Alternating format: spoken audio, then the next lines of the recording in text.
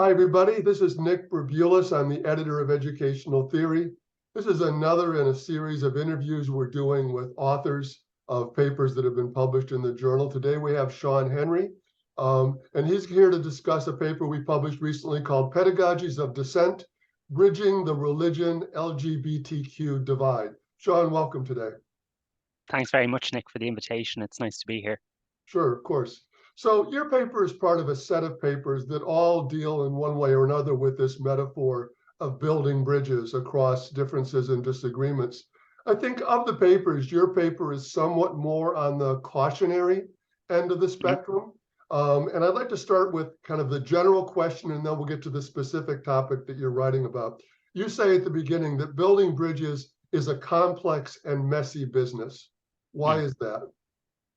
Yeah, I suppose for me, particularly in the context of the concern of my paper, which is trying to think about what it means to bridge LGBTQ and religious identities in the context of education. For me, that bridge building is a messy and complex business, partly because we can't, for me, bridge in a way that at the same time downplays or ignores the obvious pain and institutional exclusions that members of the LGBTQ community have experienced in relation to religion. So for me, what makes it messy is how do you build bridges without romanticizing that activity, I suppose. Yeah, so you frame this discussion in the context of what you call pedagogies of dissent. A large part of your paper is trying to lay out the conditions in which this kind of pedagogy is possible and productive. Can you say more about what you mean by pedagogies of dissent and a little bit about what you think these conditions are? Yeah, great. For me, pedagogies of dissent, I suppose, are an attempt on my part to capture pedagogical experiences that offer LGBTQ staff and students in educational settings an opportunity to dissent from or move away from institutional heteronormativity in the context of encounters with religious institutions. So for me, pedagogies of dissent are educational experiences that offer the opportunity to think about religion differently, beyond maybe the antagonism between religion and LGBTQ identities that we might often associate when religion and sexuality come together.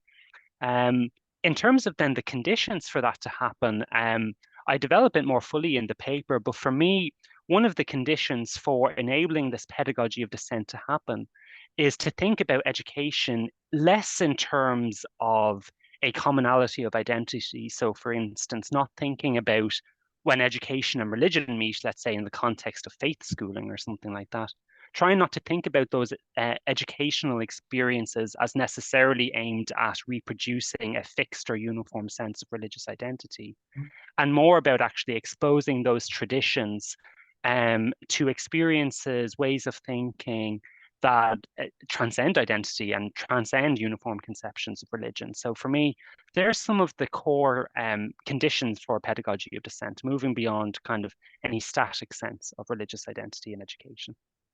Yeah, thank you for that, Seán. So just as you speak, it occurs to me, are there particular, your paper is not really situated in the context of Ireland in any explicit way, but are there ways in which that issue plays out in your country in a way that is maybe distinctive? I think many of your insights are of much more general relevance, but I'm very aware of the history of Ireland, and I'm just curious about how these dynamics play out in your specific context.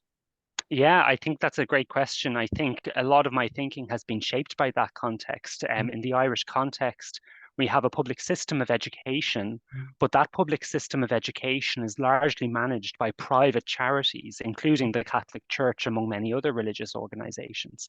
So even though it might be publicly funded, it's privately owned and managed at a local level, and which is different to many different contexts. So for me, part of my thinking was an attempt to think about how do we, in a context that might be committed to a public form of education, how do we engage with religion in those settings that might allow for other ways of imagining the relationship between religion and LGBTQ identities that don't necessarily lead to that antagonism? So for example, in Ireland, up until very recently, up until about 5 years ago, it was still possible within a publicly funded system of education for LGBT teachers, for instance, to be dismissed from their role if their thinking or practice was at odds with institutional religion. So this is an attempt, I think, on my part to think through that context a little bit in this paper, even though I don't draw from Ireland specifically. Yeah, that is interesting. Of course, in this country, we have a tradition, at least generally respected, of a very strict church-state distinction, and most public schools don't deal, government schools, state schools, don't deal with the topic of religion at all. And so some of these discussions might not take place in the context of public schools, but there are many other contexts in which these pedagogies of dissent could occur or take place.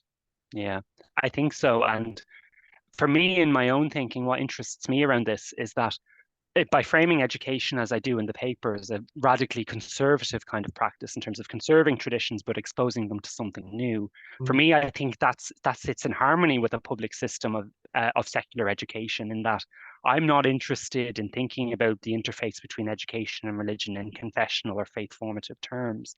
I'm more interested in kind of bringing religion to the table as a matter of public concern and engaging with it in a way that allows for a more spacious understanding of the relation between religion and LGBTQ identity. So, yeah, but it's an interesting context. The American context is an interesting one in that respect, in terms of the viability of this pedagogy. Yeah, thank you for that. So you just picked up a concept that was the topic of my next question.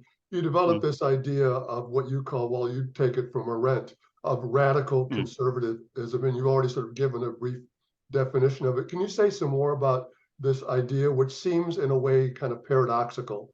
Maybe that's part of your purpose in using it. Yes, it is partly. For me, I suppose, like in trying to think about the conditions for a pedagogy of dissent, it requires, I suppose, an understanding of how education and religion can relate to each other. And in the paper, I'd suggest that that relationship might be understood in terms of a radical conservatism. And when I say that, I'm not referring necessarily to a conservatism that we might associate with heteronormativity, misogyny, sexism, or whatever. And more, I'm interested in how education conserves particular traditions in the encounter of teaching itself. And we pass something on in the act of teaching. And for me, to think about how we bridge that religion LGBTQ divide, we need to take that conservative function of education seriously when we learn about different texts and traditions within religion, for example. But then pedagogically, what's interesting is when we expose them then to radical possibilities for newness that are in excess of the limits of identity. So for me, when we think about education as radically conservative, we allow for encounters with religion to exceed, let's say, a confessional or faith formative sort of motivation. So that was kind of my motivation for thinking about education in those terms in the paper. Yeah, thank you very much, Seán. This is a fascinating topic and a fascinating conversation. There's much more in the paper than we could get to in this short conversation, but thank you so much for this time. It's really a pleasure talking with you. Thank you, Nick. Thanks very much.